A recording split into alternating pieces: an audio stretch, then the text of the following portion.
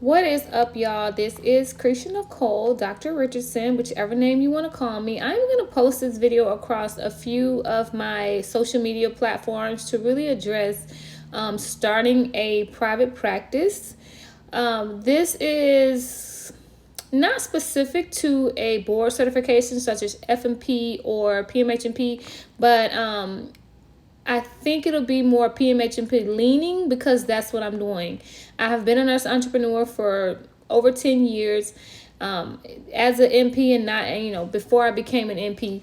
And right now I'm working on my psych business. So I really wanted to put this out, and there's just a few changes from being an FNP and starting a private practice as a PMHNP.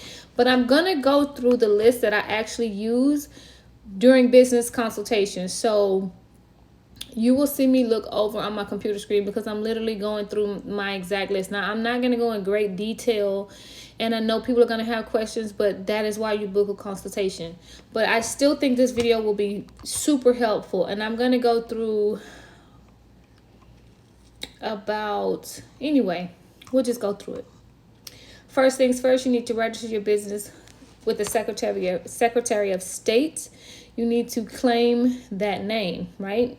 So you need to decide whether you're gonna have an LLC or not. I honestly think the safest business type is LLC. You never want to do a sole proprietorship to me, in any business, but especially in healthcare. You want to get your EIN, which is your tax ID for your business. That is free. You get that on the IRS website. Some of this you guys will know, but then we'll go further down the list. You want to obtain get a business address. If you plan on doing tele, I would say get a PO box or get some type of virtual address. Now, when I say virtual, some of these virtual addresses just will not be accepted in different systems. In that case, you may need to use your home address, or you can look into your local UPS stores, because those are physical addresses that you can use. They're like PO boxes, but instead of PO box, it's actually a street address that has like suite whatever or unit. It'll say unit whatever, but it's actually just a box, just like a PO box, but it doesn't look that way when you write the address. Get your fax number and get your business phone number. I personally think that Ring Central is a great option because you can do your fax, your phone number, you can get a vanity number, blah blah blah. You can communicate with your staff when you get to that point. Anyway, I think it's a great all-in-one system. Apply for your NPI-2. You do that on your MPPES site website, the same place where you apply for your NPI-1. Open up your bank account because you're going to need to keep your money and the business money separate. And you're going to need to have your business registered with the state, so you need proof of that, incorporation. And you're going to need your EIN, and I don't think there's really much else that they ask for. Your personal information, what kind of business you have, what are you doing, blah, blah, blah, that type of thing. But proof, you're going to need your EIN and your articles of incorporation. Next, you want to secure your collaborative physician or medical director. Now, obviously, if you are fully autonomous, if you're in a state that allows that, you don't have to do that. If you're in a state like Florida that is not truly fully autonomous, you may need to get a collaborative physician. If you're FNP, opening up a primary care, no, you don't. If you're a PMHNP, yeah, you do. You at this point in time, November 27th, 2023, you need a collaborative physician. Now, if you're in a state where you cannot be the medical director, you have to be really familiar with your state laws. You may need to get a medical director if you are not allowed to be the medical director in your state. There are some places that may not allow you to be as a nurse practitioner, be the medical director. I don't know where that is. I'm just saying you need to know. A collaborative physician and a medical director are not the same. Pay your local business tax receipts. That used to be called like a business license or occupational license in your county. You have to pay to do business in your county. So you need to pay for that.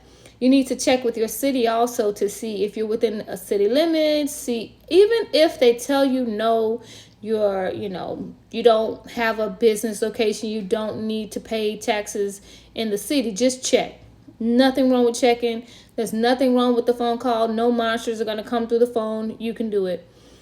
Secure your website, your domain name. I like GoDaddy. There's other options out there, but I personally like GoDaddy, so that's what I use. For business email, I like Gmail. So you can, and Gmail is like super cheap. So once you get that domain name from GoDaddy, you can and your website, you get it started. You can pay somebody to do that, or you can do it yourself. These web hosts are super. They make it super easy now, like Wix or I think GoDaddy does it too. GoDaddy does web hosting too, so they make it super easy. But once you get that going, get your business email. So whatever your name is at yourwebsite.com or whatever. But the more professional you look, the better. Okay, patients look at all of that. Secure your EHR. I love Practice Fusion. It is affordable. Everything you need to do can be done through it. My PMHNP practice will not have the same EHR as my primary care practice. So I am going to use OptiMantra. Super user friendly. Billing and everything can be done through that site. It's not super expensive. I don't feel like you should be paying more than $150 a month, and you definitely shouldn't have to sign a contract. And that's why I like those two EHR systems. Apply to trademark your business. You can do that through LegalZoom, or you can hire a local attorney, but it's a great idea to do that. Obtain your liability insurance. I like CMNF. They cover fertility, IV hydration. So I like CMNF. It's a really popular one. Create an account with the State Department of Revenue. You really need to do that because you need to pay taxes and other things. If you're going to be hiring people, you're going to have to report that you hired somebody and when you fired them, because remember, there's cases where people owe like child support, whatever. You have to report their employment. Create your company policy and procedures manual. Those are really hard to find. I get asked a lot, do I have a policies and procedures manual for IV hydration? That is specific to your business. So you can literally Google how to do that, but you remember this is for your company. So it's not necessarily a one size fits all for policies and procedures. Open an account with your local lab, like LabCorp Quest. You're going to be ordering labs. Create your patient intake forms. I like jotform.com, and they can submit everything online. A lot of these EHR systems have it to where you can create forms within their system, and you can have patients fill out forms. Like OptiMantra has that. You can create those intake forms in the system, and they go in the patient portal, do everything in the EHR system. It's all saved in the EHR system. Secure legal protection. If you don't want to hire a lawyer, you don't have that kind of money, you're in the beginning, try Legal Shield. It's a monthly fee. I think it's worth it. Or you can just hire a private lawyer, just retain a lawyer. Be sure to do your marketing. And I like websites like Vistaprint, Zazzle, and things that can really customize. I'm running out of time here, but the last thing I want to say is credentialing. You need to know the difference between credentialing yourself and credentialing the company. Just because you're credentialed with a previous employer, you are credentialed as a rendering provider. Your business will not be credentialed. And I'm going to make a video, because I'm running out of time here, discussing the difference and what you need to do as a FNP, adult general, PMHNP, when this video is done. Bye, you guys. Okay, so this is part 2, just a continuation from my previous video talking about how to start your business. These are the accounts that you will need to open, okay? So make sure you keep this in mind. An EHR account, your EHR system, a lab account, who you're going to order labs through for your patients. Now, I put DBPR, that is specific to Florida Department of Business, but you may need that. Well, I don't know what it's going to be called in your state, but you may need that in your state. In our state, if you have a brick and mortar, you need to get a healthcare clinic exemption certificate. So you need to get that. Or you may even need to open an account with, not really open an account with AHCA, which is Agency for Healthcare Administration in Florida. That's where you would apply for like your full clinic license. Or if you were opening an IV hydration business and you were going to be sending nurses out in Florida, you actually have to get a home health agency license. So that would be through AHCA. And you have to find out those little nuances in your state. Legal protection, that means you need to have an account with Legal Shield, or you need to, or even Legal Zoom, really, any type of legal services that you might need where you are just doing things the right way to the best of your ability. A payment processing service like Square or PayPal. I would not recommend PayPal for healthcare, but Square is an awesome option. Stripe, I don't like Stripe, but I still end up using Stripe. Oftentimes it's trusted. Your professional liability, so you will have a CMNF account, or whoever you have liability insurance through, like Berkshire or whoever. Your online forms, remember in the previous video I told you guys I like Jot forms, but there's other forms that you can use. There's one called Form Doctor. It's like formdoctor.com, whatever. Your telemedicine account, which I like Doxy, but you can also use UpDocs or some type of whatever third-party telemedicine, whoever you want to go through to actually conduct your telemedicine, if that's what you want to do, if you're not doing it in person. Department of Revenue, so you can pay your taxes. Your web host like Wix, LegalZoom, your bank account, that's another account you'll need to open. Your phone, your email, your fax, your eForce, like your if you have a DEA, you're gonna need to open up your, oh my god, I can't think of what it's called in other states, but we call it eForce, where you go on and you check whatever before you prescribe. There are other accounts that you may need to open. These are just a few. Now let's talk about credentialing, okay? Boy, so you want to get, if you want to accept insurance, you want to bill, it's going to open you up to more patients.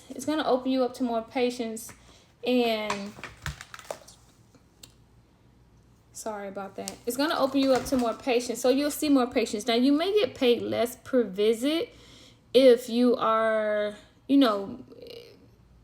reimbursement per visit is almost always less than what you would charge a self-pay, cash paid patient, right? But you will see more of those patients because you're in a network. You want to get your business entity credentialed, and you are the rendering provider under that entity. This is why, and I know for a fact there are a lot of nurse practitioners that don't understand this, or they're confused about this. When you leave a company and you thought, oh my God, they got me credentialed. I know they got me credentialed because I had to wait 30 days to start working, blah, blah, blah, blah, blah. You can't take that on to your own personal business. You are the rendering provider, and when you're not there, you're no longer credentialed as the rendering provider. The next person is. That is why when you leave, you're not credentialed. You're not the company. There's the company that is credentialed, and that's you performing these services. Okay, so that person performing the services can change 100 times, but the entity is credentialed. Okay, so that tax ID, right? That tax ID, that NPI2, that's separate from you, and you are credentialed under that tax ID, right? Under that EIN. So, for psych. I mean, credentialing is a mantra that some of us do on our own. We take the leap and we just take on that work. And a lot of others would just pay a company to credential them, right? If you are interested in a company like Headway, which is, I almost want to say it's like a middleman, but it's not. It's a credentialing company. They credential you. They do billing, but they do not credential your business. They credential you as a rendering provider under Headway, but you have your own practice, your private practice, and it's an awesome service. But if you ever decide to leave, it's just like you left an employer, okay? So you want to always, if you want to have a private practice, you want to always work on getting your practice credentialed, not just you as a rendering provider, but the actual LLC credentialed, okay? And you want to do that on your own. A lot of us who are opening our private practice or have opened a private practice with psych are using these entities like Headway and Alma, which are awesome. But just know that when you leave, your business is not credentialed. You are credentialed as a rendering provider. Credentialing usually costs somewhere around $150 and $200 per panel, right? Per Cigna, Blue Cross Blue Shield, Aetna, blah, blah, blah. Medicare, Medicaid, CMS are usually more. It's a few $100s to get credentialed with Medicaid, a few $100s to get credentialed with Medicare. Once that happens, you then have to go get credentialed with each of those Medicare HMOs or whatever. So if I'm credentialed, I'm saying me, but I mean the business. If the business is credentialed with Medicaid and I paid $500 for that, now I have to go pay $150 to $200 or whatever to get credentialed with like Sunshine Medicaid or whoever Medicaid, you know.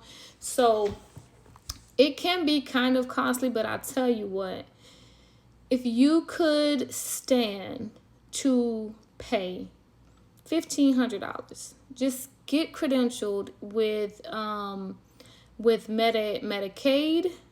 So when you decide to get credentialed with at least one Medicaid, local Medicaid provider like Sunshine or Aetna Medicaid or whatever, you're already credentialed with CMS. Okay, it makes it a whole lot easier, a whole lot faster. Sometimes, oftentimes, when you get credentialed, even if you are autonomous, depending, you have to figure this out in your area, they still want you to have a physician to collaborate with. So, no, your state doesn't tell you you need it, but this insurance carrier, i.e. Cigna, will say, well, you need to have a physician, or you need to at least have hospital privileges. Well, you won't have hospital privileges unless a physician sponsors you. So good luck with that. You still oftentimes need to get a physician to get credentialed. That is not always the case, but it is possible depending on where you are. And I know this for a fact. It happened to me here in Florida. So credentialing is it's a bit of it's there's a lady on YouTube that explains it very well. She does credentialing, and I honestly watched her videos a few times to really understand credentialing and billing. And she has a series, and when I remember her channel name, I'm gonna put it in the, what do you call it, the oh my god, it's the end of the day, I'm tired, caption. Put it in the caption so you guys can go find this lady's channel. But that is just a brief synopsis of credentialing. Don't let it scare you too much. You can do it. People do it all the time. You just need to know who's actually credentialed, you, the provider, or the business entity that you own. It's two separate things, okay? I'll do a part 3 for whatever else I need to say.